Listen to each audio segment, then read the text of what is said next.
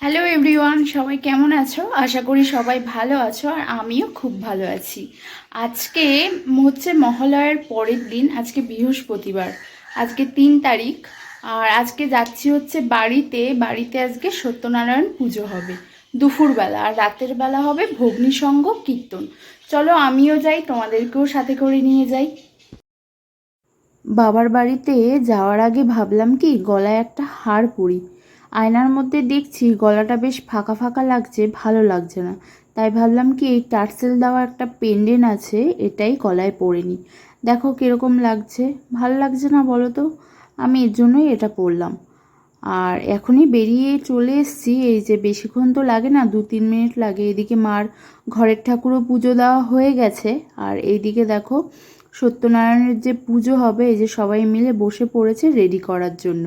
আর ওদিকে চলে এসছে ঠাকুর মশাইও চলে এসছে। অনেক দিন ধরেই মা বলছিল বাড়িতে নারায়ণ পুজো দেবে, তাই সেরকম একটা দিনও পাচ্ছিল না, মার কাজেরও ছুটি পাচ্ছিল না, আর বাবাও কাজের ছুটি পাচ্ছিল না। তাই আজকের দিনটা বেশ ভালো ছিল। পঞ্জিকা দেখে আমিই বার করলাম ঠাকুরমশাইকে বলে। ঠাকুরমশাই আমার পাশের বাড়ি, মানে শ্বশুর বাড়ির পাশেতেই থাকে। ওনাকে বলে আমি আজকের দিনটাই বার করলাম। তার জন্য মাকে বললাম, মা আজকের দিনটা ভালো আছে, আজকেই পুজোটা দিয়ে নি। মা বলল যে সকালবেলা তো নারায়ণ পুজো দেবে, আর রাতের বেলা কীর্তন দেবে। যেহেতু আমরা রাম ঠাকুরের শিষ্য, আমাদের বাড়ির লোক, তাই রাতের বেলা ভগ্নিসঙ্গ কীর্তন দেবে রাম ঠাকুরের। তোমরা যারা যারা হয়তো রাম ঠাকুরের দীক্ষায় দীক্ষিত, তারা হয়তো জানো যে ভগ্নিসঙ্গ কীর্তনটা কী। এদিকে তো পুজো হচ্ছে, আর ওদিকে সকালের টিফিনে বানানো হলো লুচি আর তরকারি। আর এদের এখন কাকিমা লুচি ভেজে নিচ্ছে, আর এদিকে হচ্ছে আলুর তরকারি। মাকে বলেছিলাম ছোলার ডাল করতে, কিন্তু মার খেয়াল ছিল না, তাই কাকিমা আলুর তরকারি আর লুচি করেছে। আর এদিকে একটা কাকু এসে না অনেক শাপলা দিয়ে গেছে, সেটাই বাবা দেখছিল। বাবা তাই ওগুলো বলল কি ছুলে নেবে হাত দিয়ে। বাড়ির সবাই তো কাজে ব্যস্ত, মা উপোস করে আছে বাড়িতে যেহেতু পুজো হচ্ছে, আর মোটামুটি যারা আছে সবাই কিছু না কিছু কাজ করছে। আর এই দিকে এই যে পুজোটা হতে থাক, আর ওদিকে আমিও কিছু কিছু কাজ করে ফেলি।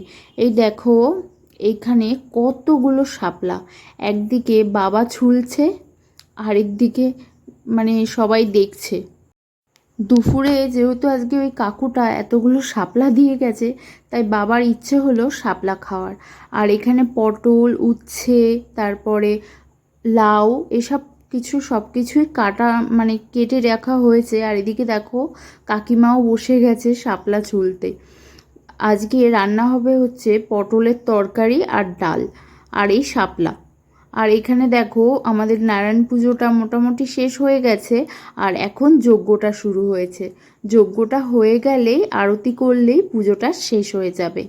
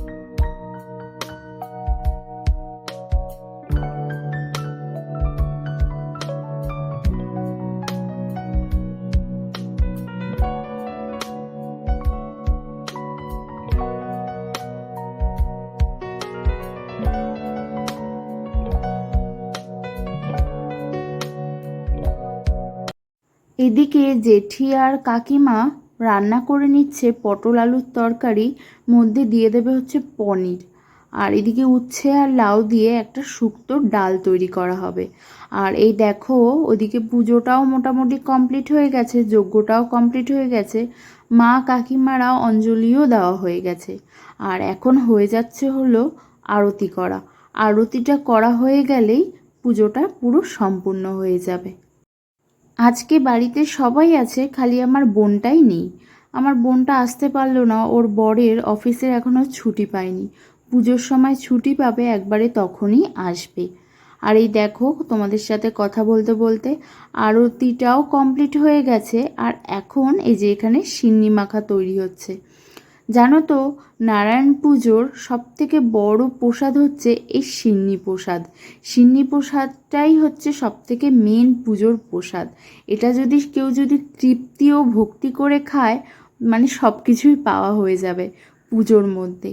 আর সত্যি কথা বলতে কি, এই নারায়ণ পুজোর এই সিন্নি প্রসাদটা আমার খেতে খুব ভাল লাগে। যখনই আমাদের বাড়িতে পুজো হয় না, এই সিন্নি প্রসাদটা আমার এত ভালো লাগে খেতে। দেখো এখানে সব কাকিমারা মিলে প্রসাদগুলো বাড়ছে সব প্লেটের মধ্যে আর গ্লাসের মধ্যে, সব সিন্নিগুলো দিচ্ছে। এখন এগুলো সব সবাইকে দেওয়া হবে। আর দেখো পুরো পুজোটা শেষ হয়ে গেল, এখন তোমাদের দাদা আর আমার ছেলে আসলো। আর দেখো এখন পুজোর প্রসাদ খেয়ে নিচ্ছি, আর আমার ছেলেকেও তোমার দাদা খাইয়ে দিচ্ছে। এতক্ষণ পর এনারা এসছে পুজোর শেষে। আর এইদিকে বাড়িতে যারা যারা প্রসাদ মানে সব গ্লাসে বাটিতে নেওয়া হয়েছে, পাড়ার সবাইকে দিতে যাচ্ছে। মা ভাই ওখানে দাঁড়িয়ে আছে, আর এই যে কাকিমারা সবাই মিলে যাচ্ছে হচ্ছে পাড়ার সবাইকে প্রসাদ দিতে। আর এদিকে এখন রান্নাঘরে চলে এসেছি। দেখো রান্নাঘরে শুক্তো ডাল তৈরি হয়ে গেছে, আর পটল আলুর তরকারি পনির দিয়ে রান্না হয়ে গেছে। সবাই খেতেও বসে গেছে। খাওয়া হয়ে গেলে, খাওয়া শেষেই এই বিকেলবেলা, এখন প্রায় সন্ধ্যা হয়ে গেছে, 6টার মতো বাজে। এখানে এখন আমাদের বাড়িতে যে ভগ্নিসংঘ কীর্তন হবে সেটারই প্রস্তুতি চলছে। রাতের বেলা কীর্তনের সব দল আসবে। দেখো কেউ একজন ঢোল রেখে গেছে, আর আমার ছেলে দেখো ঠিক জানে যে ওটা ঢোল বাজাতে হয়।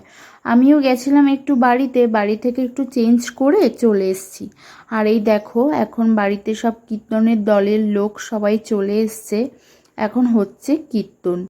আগে আমাদের বাড়িতে প্রতি বছর কীর্তন হতো, প্রত্যেক বছর আমাদের বাড়িতে কীর্তন হতো। যখন আমার বিয়ের আগের কথা বলছি, যখন আমার ঠাকুমা দাদু বেঁচে ছিল, তখন হয়তো এতটা মানে আনন্দ হতো না, তখন না কীর্তন অতটা ভালোই লাগতো না। আর এখন জানো কীর্তন এতটা ভালো লাগে, কিন্তু আজকে সেই কাছের মানুষগুলো আর আমাদের বাড়িতে নেই। আমার ঠাকুমা দাদু কেউ নেই।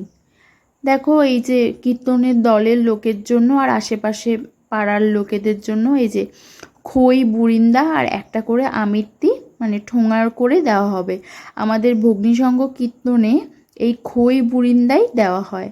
আর সেটারই মানে আগে থেকে প্যাকেটটা করে রাখছে, যখন মানে কীর্তনটা পুরো শেষ হয়ে যাবে তারপর ওই বাটা থেকে ফল নিয়ে ওই প্রসাদের মধ্যে মিশিয়ে তারপর সবাইকে একটা করে প্যাকেট দিয়ে দেবে। বাড়িতে এই যে সব লোকজন আছে, আর কীর্তনের এত সাউন্ড না, এর জন্য আর তোমাদেরকে আর সাউন্ডগুলো শোনালাম না। দেখো আমার ছেলেটা কীর্তন শুনতে খুব ভালোবাসে, জানো তো। আজকে খুব একটা জায়গা নেই তো, একটু স্পেসটা একটু ছোট হয়ে গেছে, এর জন্য ও আর বসে কীর্তন শুনতে পারলো না। দেখো এখানে এখন এই যে আরতি হচ্ছে, মানে পুরো একদম রাত্রি প্রায় 9:30টার মতো বাজে। কীর্তনটা শেষ হতে এতটা টাইম লাগে আমাদের বাড়িতে। কীর্তনটা আরম্ভ হয় প্রায় ওই 7টার সময়, আর এখন কীর্তনটা শেষের পথে।